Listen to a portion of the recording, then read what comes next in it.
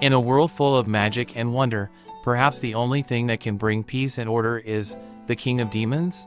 After 15 years, the MMORPG Infinity game shuts down once and for all. The game's creator, Akira Ono, suddenly finds himself summoned into the game as his character, the Demon Lord Hakuto Kunai. As he tries to grasp his situation, a wounded girl appears fleeing from a demon king named Griol. Kunai tells both to back off as he needs to think, but Griol attacks anyway, only to be easily defeated by Kunai. The girl, Aku, explains that they are in the Holy Light Kingdom, where the people worship the Holy Church and the Cherubim Angel. Since these are parts of the original game, Kunai figures someone in the game must have tried to summon a real demon lord but accidentally summoned him instead. Kunai learns to wield his admin privileges, granting him access to countless items. However, this consumes experience points, so our hero deduces that fighting is the way to earn more points. He asks Aku to guide him to Griol's cave to gain more power. Noticing the girl's injuries, he offers to carry her on his back, but she refuses, not wanting to dirty him. Aku reveals she's an orphan whose job is to clean up the village's trash, and later she'll be expelled by the cruel villagers as a sacrifice to Griol. In a nearby shrine, Kunai discovers a deity who informs him that the mages who summoned him were already killed by Griol and can't send Kunai home as it would contradict the summoner's wish. Instead, the deity gives Kunai a magical ring before turning to dust. Kunai decides to head to the capital but first takes Aku back to her village. Seeing the villagers abusing her, Kunai's anger awakens the ring, which offers to kill the villagers. However, his human side convinces him not to carry out the massacre. Instead, Kunai reveals himself as the Demon Lord, striking fear into the villagers. When one of them insults Aku, Kunai sets the village on fire as revenge and makes Aku his companion as they head to the capital. Luna Elegant, one of the three sacred maidens, is on the hunt for the rumored Demon Lord to defeat him. Meanwhile, Owungol and his bandits, the moles, mistakenly believe Luna is after them. When they realize she's not their target, they plan to ambush her to boost their reputation. As Kunai and Aku travel through the mountains, they notice it's getting dark, and since camping outdoors is too risky, Kunai summons a shelter resembling a modern apartment. Kunai plans to find another sanctuary deity, hoping a being similar to the one who summoned him can send him back home. The next morning, the moles ambush Luna's envoy, but Kunai and Aku happen upon the scene. Believing they are Luna's bait, the bandits attack them, but Kunai's power proves superior, forcing the attackers to reveal themselves. Kunai mistakes Owungol for his boss from the real world, leading to a confusing conversation interrupted by Luna, who forces the bandits to retreat while Kunai realizes he can be harmed by Luna's magic. Irritated by Luna's arrogant and childish behavior, Kunai defeats her soldiers and punishes her by repeatedly spanking her and stealing her money. Arriving in town, Kunai uses Luna's money to rent a room at an inn and asks Aku not to call him Demon King in public as it might scare people. Instead, he prefers to be referred to as brother. When she suggests calling him father, he gets upset, as despite having the body of an adult man, he's not that old. In town, Kunai buys food and new clothes for Aku, noticing she has heterochromia, meaning her eyes are different colors, but the Demon King prefers not to touch on the subject. Later, they dine together, and overwhelmed by his kindness, Aku asks Kunai if there's a way to repay him. Kunai also wonders why he's so kind to the girl, but their conversation is interrupted when an embarrassed and furious Luna catches up with them demanding her money back. However, she's forced to join them calmly for dinner when threatened with a second spanking.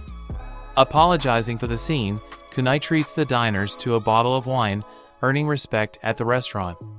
As they leave, Kunai notices Aku still can't walk properly, so he decides to carry her in his arms. Later at the hotel, Luna, who let her guards go to avoid putting them in danger, insists on sharing her room with Kunai and Aku since it was paid for with her gold. Elsewhere, in a more impressive carriage, a second sacred maiden approaches the city with her soldiers, and she is furious with Luna. Kunai asks Luna about the cherubim and learns that it died after sealing Griol, but the two remaining angels, Ophin and Seraph, are still alive. However, he has no idea where they could be hiding. Luna's older sister, the Holy Maiden Assassin Queen, arrives in her war chariot with the intention of dragging Luna back home. Kunai devises a plan to make money by selling worthless handmade items to an antique dealer. Meanwhile, Luna and Queen argue while a group of Satanists, believing they have failed to summon the Demon Lord, plans to kill both sacred maidens using a mysterious black liquid sealed in a box called Hades. Luna confronts Queen and asserts that she has tamed the Demon Lord, although Queen doubts the existence of a Demon Lord and treats her younger sister with contempt for wasting her time. As the two maidens argue, the cult attacks them, and Kunai realizes that the cultists are wearing the same robes as those who summoned him. The cultists are no match for Queen, Luna, and their men, and the fight seems to be nearing its end. However, one of the cultists unleashes Hades to weaken Luna and Queen. The liquid defeats the soldiers and traps the maidens. Kunai's ring, which seems to be causing trouble, tempts our hero to kill both the maidens and cultists alike, but Kunai refuses. The ring paralyzes him, and Hades is close to absorbing our protagonist. Searching through his directory, he finds only one option that forces him to switch to another of his avatars from the Infinity game, Zero Kirasame, with the disadvantage that Zero has a mind of its own, and Kunai won't be able to control him. With no other options, Kunai makes the switch, and a young man dressed in white with dragon powers takes his place. Zero defeats the cultists, and Queen instantly falls in love with him after he treats her like a woman instead of a warrior and decides to make him her husband. Zero leaves and becomes Kunai again, feeling mortified for creating such an embarrassing character. Luna decides to continue traveling with Kunai and Aku but treats Kunai as her bodyguard, much to our hero's annoyance. Meanwhile, elsewhere, two bounty hunters in need of quick cash choose to defeat some wild wolves and discover a wanted poster offering a reward for a man posing as the Demon Lord. While traveling aboard Luna's carriage, Kunai disguises her as a schoolgirl to avoid attracting attention. The two bounty hunters, the swordswoman Mikan and the cross-dressing wizard Yukikes, are in the area hunting sand wolves for their reward, but the pack is too large, and they flee. Kunai, who happens to be nearby, defeats the wolves to earn skill points and then leaves, leaving the bounty hunters impressed by his power. They also recognize him from the wanted posters, so they decide to return to the city. Impressed and grateful for Kunai's kindness, Aku vows to follow the Demon Lord everywhere, even if he were to reveal himself as an evil being.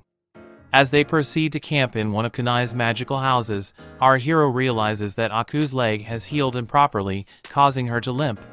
Kunai recalls that in the game, the Demon Lord has trusted assistants he can summon at will. However, with his current skill points, he can only summon one of them, so he must choose wisely. He uses his skill points to summon one of his NPC assistants, Yukarino, a doctor and scientist who, despite being a genius, has an unfortunate sadistic streak and a fetish for young boys. Despite the possibility of Yu becoming a renegade, Kunai summons her anyway and discovers that in this new world, Yu remains loyal but has her own will.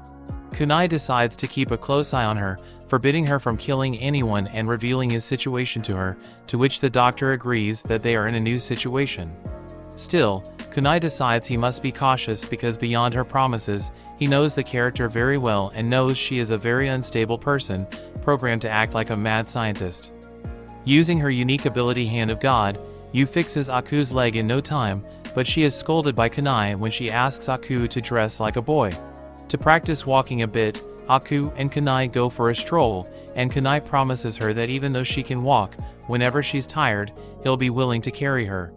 During their conversation, Aku suggests that she has fallen in love with Kunai because of his kindness.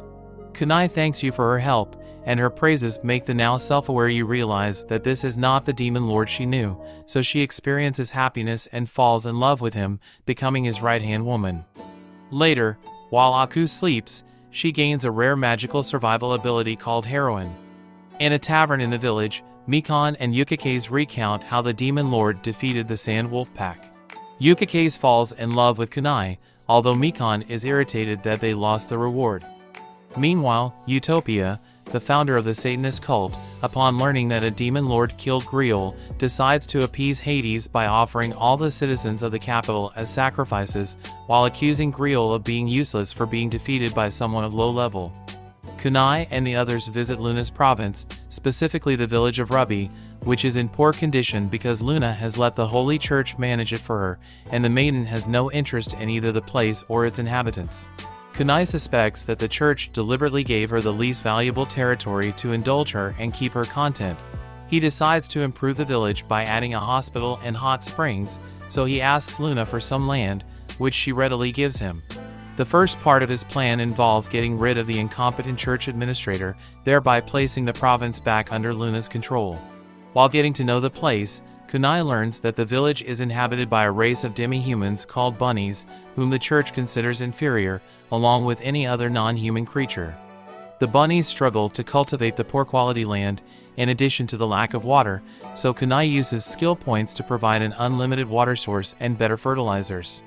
The bunnies are overjoyed to be able to improve their crops, and Luna asks Kunai if he has a hidden motive for his kindness, to which the Demon Lord responds affirmatively. By earning the favor of the bunnies, he can persuade them to manage his hospital and hot springs. Elsewhere, Luna's elder sister, the Holy Maiden White Angel, debates the danger that Kunai may pose. Dona Dona, chief of the nobles, is determined to punish Kunai to please his noble peers, while the chief of the soldiers, Martial Arts, prefers to wait and see what kind of man Kunai is for himself, as he believes that what they have heard about the Demon Lord so far are only rumors. He trusts Luna's judgment, so Dona Dona storms out of the meeting furiously. Killer Queen bursts in, still desperately obsessed with Zero, leaving Angel worried about her sister's moods and the influence this man has on them. At the Noma Noma Tavern, S-rank adventurers Mink and Organ debate the existence of a dragon scale fighting for justice before receiving a poster of the Demon Lord, while Mikan and Yukikaze overhear their conversation, determined that no one will get close to the Demon Lord except them. Meanwhile, Kunai, Luna, and you organize a banquet for Aku at the luxury restaurant Artemis in the kingdom's capital to celebrate her healed leg. While everyone eats, Kunai prepares a surprise and summons an item from Earth as a gift, which turns out to be a strawberry cake that the women find delicious. During dinner, they are joined by Ebifry Butterfly, a central figure in the kingdom's nobility whom Luna explains, through Kunai's telepathic messages, is a powerful social figure with many connections in the realm. Kunai decides to try to earn her trust and starts conversing with the aristocrat, mentioning that the poverty and dirtiness of the surrounding villages can be solved. He shares his idea of creating hot springs, and Ebifry notices the glowing skin of his companions and decides to try the soap. While Kunai negotiates with her and tells her about the improvements he will make in Luna's Rubby village, the surroundings suffer synchronized attacks from the Satanist cult. Kunai tells his group to stay calm and remain in the restaurant while he takes care of the problems, as it will be easier for him to act if he's not worried about his companions. Aku asks if he will be okay, and he, noticing the concern of a daughter for her father, assures her that everything will be fine. Mikan and Yukikaze find themselves in the midst of the fight and manage to handle many Satanists without problems, demonstrating that they are talented warriors. However, they are eventually overwhelmed by the number of Satanists, being surrounded by the villains. But Kunai comes to their aid and dispatches the Satanists, who summon a mid-level demon named Carnival. Carnival prepares to fight Kunai but recognizes the Demon Lord's power level and backs down, promising Kunai that he will retreat. However, Kunai decides to destroy him in response to all the lives the demon has taken.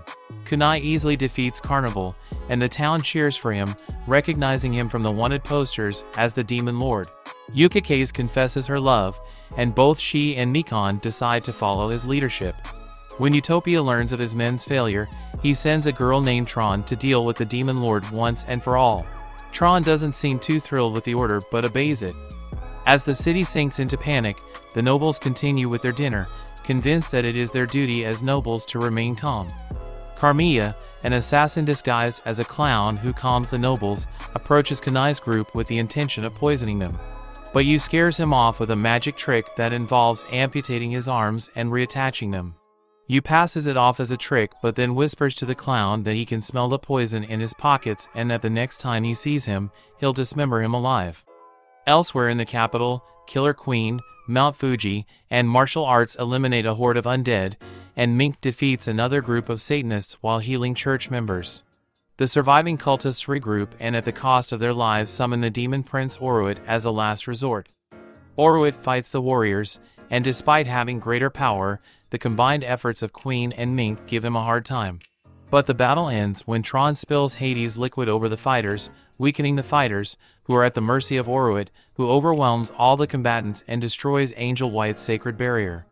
Not wanting to deal with Luna's sisters, Kunai switches to Zero Kirisame at the last moment and effortlessly defeats Oruit. But not before Oruit fatally wounds Tron and drains her blood to transform into a bestial entity. Tron fades away, remembering that in the past, the girl wandered the streets in search of meaning in her life until she was approached by Utopia. However, Tron does not die, as Zero revives Tron from death using a very rare recovery item and telling her that she has forgotten how to smile, encourages her to do so despite her circumstances. Zero defeats Oruit's monstrous form with a single blow and adopts a victorious pose, to Tron's amazement and Killer Queen's happiness. With the light of the new day comes the victory of our heroes. Excited, Tron hugs Zero, and Queen takes the opportunity to hug her hero as well. As the reconstruction of the capital begins, Kunai discusses with Angel White where he could obtain more information about Seraph, while Angel tries to deduce if he still poses a legitimate threat to the kingdom and the church. Both parties end the conversation on seemingly friendly terms, although Angel hides her stress, worrying about Kunai's ultimate goal and wondering how he was able to tame the selfish Luna and defeat Griel so easily, whom Kunai described more as a cheap imitation than a demon king. Kunai requests access to the library, and Angel, although nervous, grants it to him. Kunai discovers that he has gathered enough skill points to summon a second assistant in the world and has unlocked the ability to teleport to known locations. While laughing at this news, Aku overhears him and runs to his encounter. Kunai hugs her, confirming that their relationship resembles that of a father and his daughter. He and Aku visit the church library to read about the angels who supposedly created the world, but also to find a way to make him resistant to magic, as he is still vulnerable to the mystical abilities of his enemies. A story he reads to Aku about a dog that finds rare treasures in a dungeon gives Kunai the idea that he might find magical items of value in some dungeons to help counteract his enemies' attacks. On the way back, Tron finds Kunai and immediately deduces that the Demon Lord is Zero, due to the color of his aura. The young girl insists that Kunai release her hero, but he refuses. However, he offers her a deal to work for him, and when the time comes, he will let her reunite with the proud dragon hero. Tron happily accepts. The group teleports back to the village of Ruby, and Kunai instantly builds a hospital and instructs you to charge the poor little and the rich much for medical care. The Demon King also builds a hot spring complex, observing that somehow they are still able to function without a power source, with the intention of employing the residents. Knowing he needs a capable administrator, Kunai uses his experience points and summons his second assistant, Isami Tahara, for his ability to learn quickly and his marksmanship skills to protect the village of Ruby.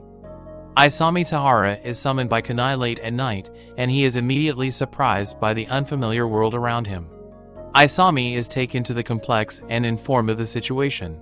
He feels relieved to start a new life in this different kingdom from the original game, but he is scared when told that Yu is also with them. Isami is tasked with training the village residents and managing its maintenance, which he finds to be too much work. However, Kunai assures him that he has the necessary intelligence for it. When Kunai pats Isami on the arm, he receives a strange electric shock, but he declines to seek help from Yu. Yu, Tron, Luna, and Aku greet Isami, while Kunai spends the night thinking about how to prepare for Ebifrai's arrival. Kunai returns to the capital and sells a music box to Nandin Manon, the antique dealer he visited before. The music box is a rare item in this world, worthy of the upper class, so he lets the dealer set the price. The dealer hesitates, not wanting to pay too much, but if he offers less, Kunai will take the box to one of his competitors, so he finally settles for the price of 15 gold coins. Next, he visits Bingdo, the tailor from whom he bought Aku's clothes, and asks him to make 20 tuxedos and rabbit suits. The tailor finds the order somewhat strange but agrees when Kunai pays him generously. After establishing a food delivery route to the village of Ruby, Kunai retires to the inn for the night.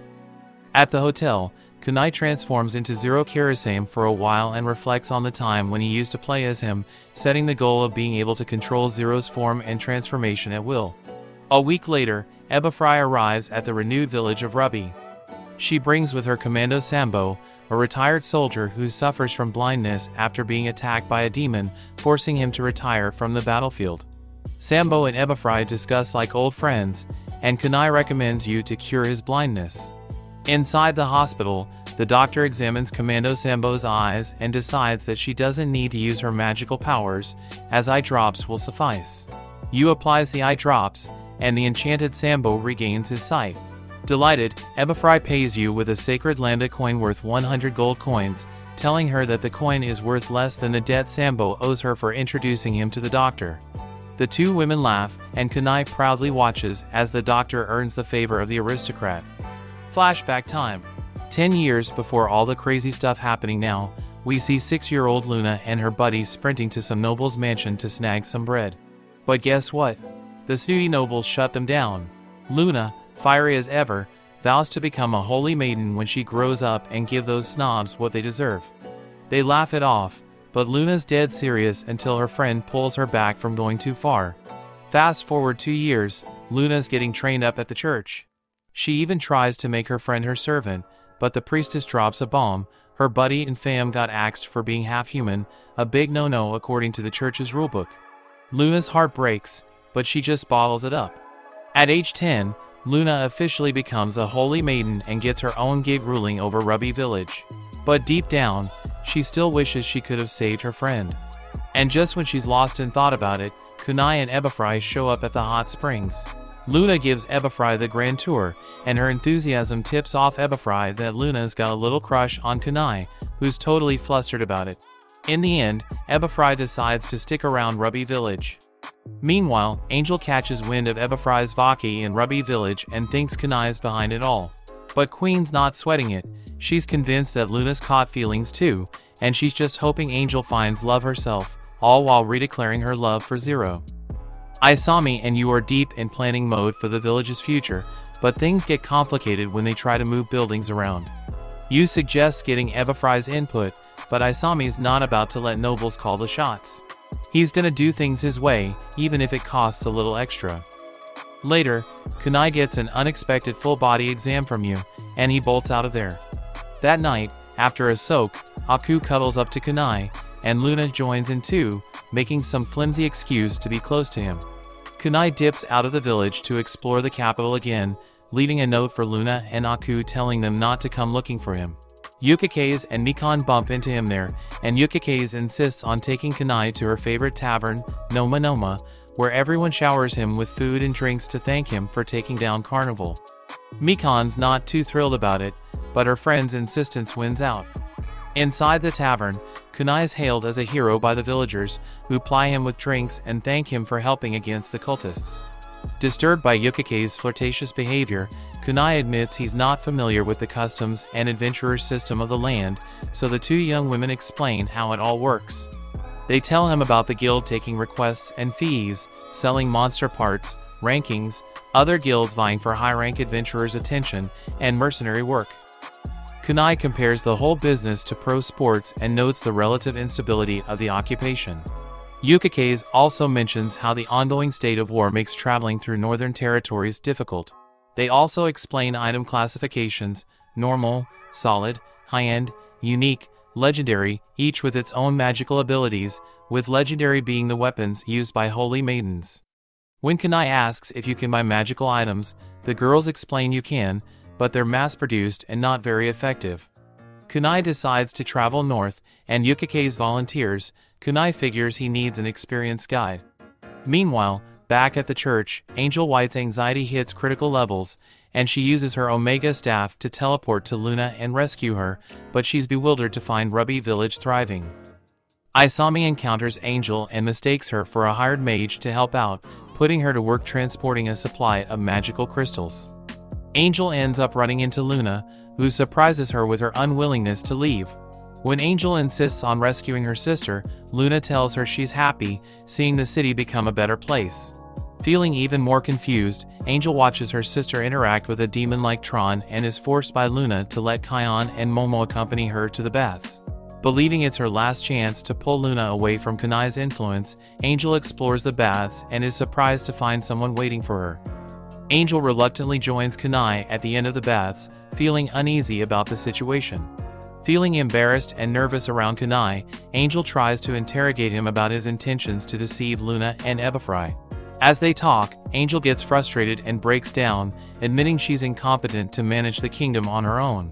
In a last effort to reassure her, Kunai gives her an angel halo, pointing out she's the only holy maiden capable of living up to her title. After the bath, Kunai uses his teleportation ability, and they reappear back at the capital castle, which confuses Angel, mistaking it for the same miraculous power he used to go to Ruby Village. To further confuse matters, Kunai confesses to Angel that he wants to know about Seraph because he believes Ophanim summoned him to this world, thinking about the sanctuary idol. All of Angel's misunderstandings culminate in confirming Kunai's identity as Lucifer, the fallen angel.